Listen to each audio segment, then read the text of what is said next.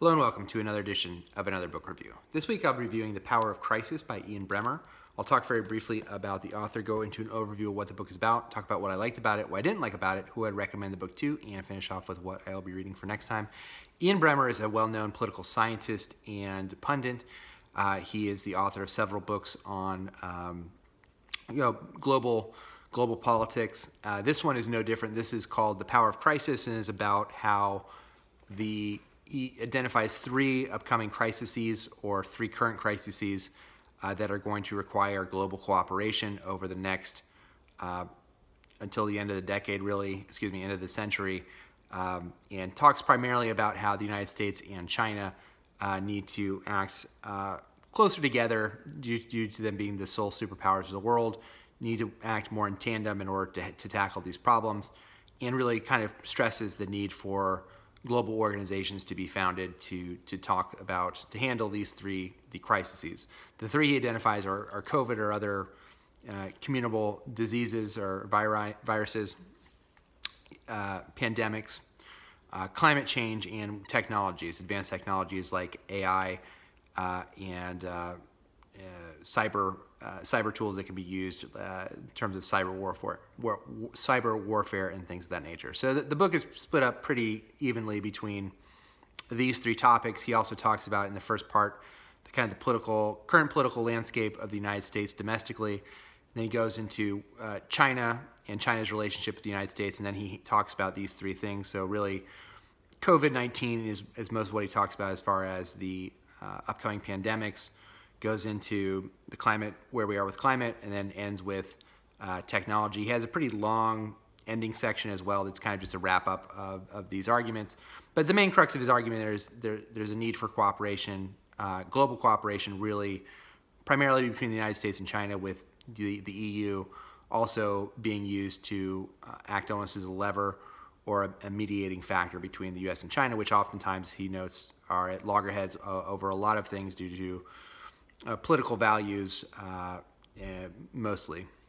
So what did I like about the book? I think the chapter he has on climate and where we are with climate and the political ramifications of climate is probably one of the better climate chapters that I've read. If you wanted someone, a lot of times when I read books of this nature, it's about the impact on the environment and it's what's going to happen, and geographically, physically, what's going to happen to the Earth.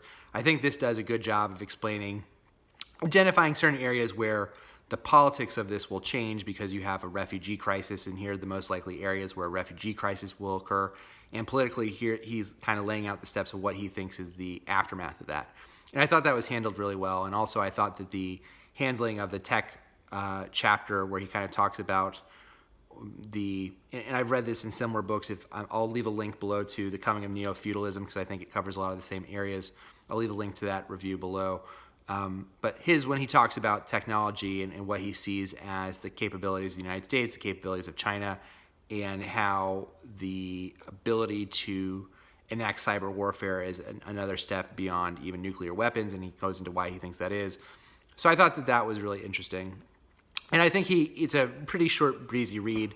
I read this in a couple days. It's only a couple hundred pages. So I think he writes with a clarity that was appreciated. I think that the things that I liked a little bit less, he talks about in the COVID chapter, he talks a little bit about China's response to COVID and how he acknowledges that there are areas where China didn't act very quickly in terms of covering it up and denying doctors who were fighting COVID, basically making their lives very difficult. He acknowledges those things, and then he kind of points to the United States and says the United States could have handled things better. And the overall gist of what he wanted to do was say, we need to have cooperation between the two countries. And for me, it was difficult hearing that, just because as of 2021, I don't know if we actually determined the lab theory versus the wet market theory, and how much culpability that the Chinese government, the CCP, really has in all this. I think is still up in the air. As of 2021, the unclassified documents that I think it's the Department of National Intelligence have said it's inconclusive. They don't know. So one way that the Chinese could, in theory, make things right is to pay reparations to the countries that it damaged, and I think that would help their standing in the world much more in terms of being at the center of diseases going forward. So that's part of the problem. And my biggest issue, this kind of falls under that umbrella in the whole book, and I saw this a lot in the opening chapter where he talks about America domestically. He makes a weird false comparison.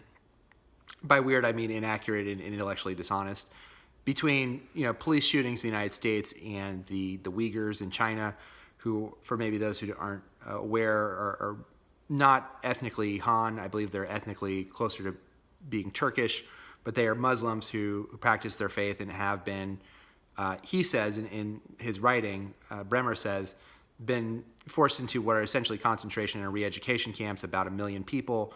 There's been forced sterilizations, there's been rapes, there's been all these terrible things. And he seems to make a comparison to police shootings in the United States in a way that I just thought was kind of gross and dishonest. I mean, there's like 1,000 to 2,000 police shootings each year, and that's of total shootings. That's not, unjustified shootings, that's total shootings. That's just not just like one race of people, that's all races of people as far as the victims. So it was just, to me, it was kind of baffling that he would kind of bring that up a couple times and make that comparison. I thought that was misplaced. And then he also, there's a part where he tries to kind of give a quick list of domestic fixes of the United States, and he kind of talks about the need for gerrymandering reform and ranked choice voting. And he mentions at one point having an alternative to Facebook or NPR or PBS is going to have. He would recommend NPR or PBS having a social media alternative to Facebook or TikTok, and it just seemed like a strange. There's nothing necessarily wrong with the list, but if someone were to maybe pick those apart, I think there would maybe be people who would say, these are relatively small ball fixes. The PBS, NPR, TikTok social media network thing didn't really make any sense to me. I'll be honest with you, that kind of fell flat. But those were my main concerns with it. I thought there's some chapters that were uneven. I thought the COVID chapter, again, the culpability of the CCP is really kind of the driver of this whole thing, and we really don't know what the culpability of the CCP is. But if they wanted to make good on whatever it is they did, reparations would be a way to do that to the rest of the world community. He doesn't really talk about that. He doesn't really talk about the lab theory, and so I felt that felt incomplete. And I thought that the chapter on the domestic issues of the United States, I felt was at times there was, I felt a false comparison to places in the rest of the world. And I also felt he has a section on racial justice that I felt that there would be people maybe who are further to the right or moderates even, they would put asterisks next to all these statements that he made to say, well, that's part of the story, but that's not the full story, and there maybe needed some more context for this. But that to me also felt a little bit misplaced. So it's a quick read, and I think if you're someone who wanted to focus on the climate aspect, if you're someone who's coming in and wanting to know more about what are the political impacts of climate change for not only the United States but the rest of the world, I thought that chapter in particular was really good, as well as the technology chapter. I thought that was a pretty quick wrap up if you're someone who's just unsure of what changes in technology may bring over the next 80 or so years. I thought that was interesting. He pulls up, and I'm going to butcher the name wrong, but this is a theory I had never heard a name to before, called the Thucydides trap. I believe Thucydides is probably Greek, but it's this idea that like Athens and Sparta, the United States is often seen as kind of a falling power, and China is a rising power, and there's a question of whether or not you can have a rising power and a falling power that are global powers, whether or not the conflict between them is inevitable, and he kind of puts a name to that, which I did appreciate. So overall, I liked the premise of the book. I thought it was interesting in parts, and I think it's a quick enough read to where if you're interested in those things, if you just want kind of a quick primer of where the United States and China are. This came out early in 2022, so it's only about a year old. In the afterward, he talks about the invasion of Ukraine.